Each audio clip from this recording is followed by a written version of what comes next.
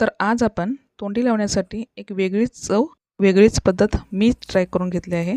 मीच बनवलेले माझंच रेसिपी. तर प्रत्येक वेळी हिरवी मिरचीचा असू दे आणि लाल मिरचीचा असू दे, एक वेगळीच काहीतरी तोंडी लावण्यासाठी करून घेतो. तर मला एक आयडिया आला की अशा प्रकारे एकदा करून घेतले की कसं वाटेल. थोडे जाड आणि मोठे लाल मिरची मिळतात तसले घेऊन आलेले, स्वच्छ धुवून बारीक कापून घेतले.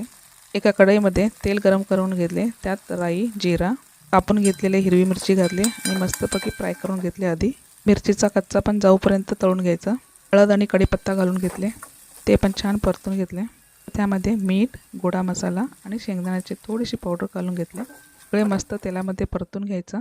सगळ्यात शेवटी लिंबाचा रस आणि थोडीशी व्हिनेगर घातले की चटपटीत लाल मिरचीचे लोणचे तयार होतात. फ्रीजमध्ये आरामात 8-10 दिवस टिकतो. फार लवकरात लवकर बनवून तयार होतो. एकदा नक्की ट्राय करा, आपल्याला नक्की आवडेल. या मिरचीमध्ये तिखट नसतं, तर चटपटीत मिरचीचे लोणचे आवडले ना, तर चला सबस्क्राईब करा.